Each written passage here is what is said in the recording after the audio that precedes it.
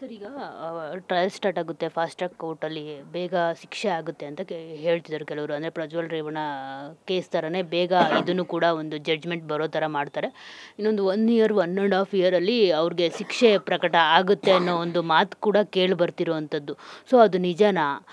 ಈ ಥರ ಶಿಕ್ಷೆ ಆದರೆ ಯಾವ ಥರದ ಶಿಕ್ಷೆಗಳಾಗುತ್ತೆ ಸರ್? ಅಯ್ಯೋ, ಅವ್ರಿಗೆ ಶಿಕ್ಷೆ ಆಗೋದಿಲ್ಲ. ಈ ಕೇಸ್ ಆ ಥರ ಶಿಕ್ಷೆ ಆಗೋ ಥರ ಇಲ್ಲ.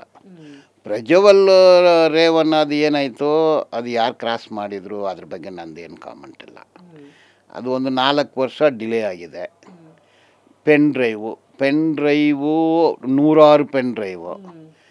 ಈಗ ಪೆನ್ ಡ್ರೈವ್ ಅದರದ್ದು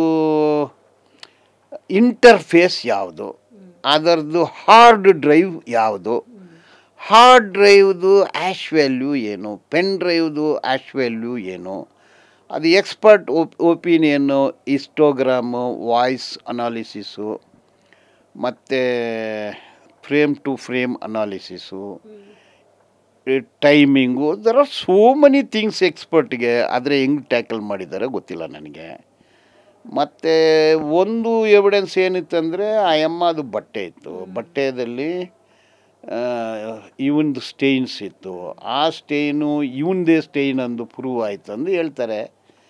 ಬಟ್ 3 ಇಯರ್ಸ್ 4 ಇಯರ್ಸ್ ಓಲ್ಡು ಬಟ್ಟೆ ಅಲ್ಲಿ ಹೆಂಗಿತ್ತು, ಅದನ್ನೇ ಚೈನ್ ಆಫ್ ಕಸ್ಟಡಿ ಏನು, ಅದರಲ್ಲಿ ಮಿಕ್ಸ್ಡ್ ಪ್ರೊಫೈಲ್ ಇತ್ತ.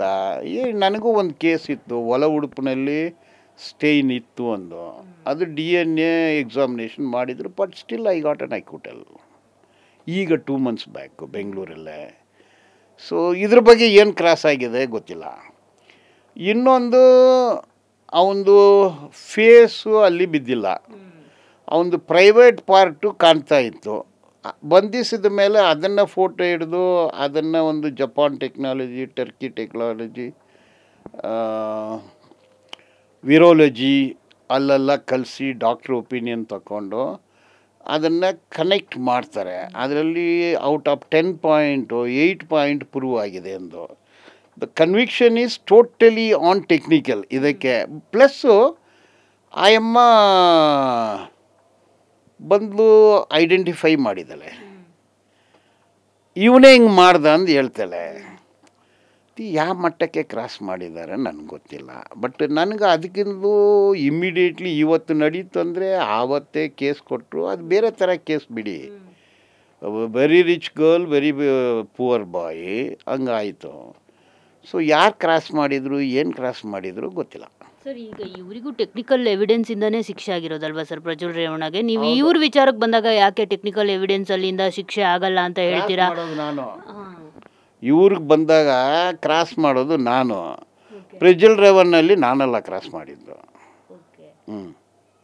ದೆನ್ ಈಗ ದರ್ಶನ್ ಅವ್ರಿಗೆ ಮತ್ತು ಪವಿತ್ರ ಗೌಡ ಅವ್ರು ಸೇರಿದಂತೆ 7 ಜನಕ್ಕೂ ಕೂಡ ಕೆಲವರು ಹೇಳೋ ಪ್ರಕಾರ ಲೈಫ್ ಟೈಮ್ ಪ್ರಿಸನ್ಮೆಂಟ್ ಆಗುತ್ತೆ, ಜೊತೆಗೆ ಡೆತ್ ಸೆಂಟೆನ್ಸ್ ಕೂಡ ಆಗಬಹುದು ಅಂತ. ಇವತ್ತೇನು ಡೇಟು?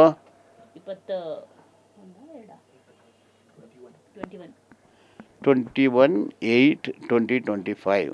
ಜ್ಞಾಪಕ ಇಟ್ಕೊಳ್ಳಿ. ಟ್ರಯಲ್ ಆದಮೇಲೆ ಇಲ್ಲೇ ಬಂದು ಕೇಳಿ, ಏನು ಸರ್ ನೀವು ಹಿಂಗೆ ಗೆದ್ದುಬಿಡ್ತೀನಿ ಅಂತ ಹೇಳಿದ್ರಿ, ಹಿಂಗಾಯ್ತು ಅಂದು. ನಾನು ಹೇಳ್ತೀನಿ ಗೆದ್ದುಬಿಟ್ಟ ನೋಡಿ ಅಂದು. Time has to be proved. ಗೆಲ್ಲಿಲ್ಲ ಅಂದರೆ ಏನು ಮಾಡ್ತೀರಾ? ಏನೂ ಮಾಡೋಕ್ಕಾಗಲ್ಲ. ಏನು ಮಾಡ್ತೀರಾ ನೀವೇನು ನನಗೆ ಶಿಕ್ಷೆ ಕೊಡೋಕ್ಕಾಗತ್ತಾ? ಕೇಸ್ ಹಂಗಿದೆ, ನಮ್ಮ ಮೇಲೆ ಕಾನ್ಫಿಡೆನ್ಸ್ ಇದೆ, ವಿ ವಿಲ್ ವಿನ್.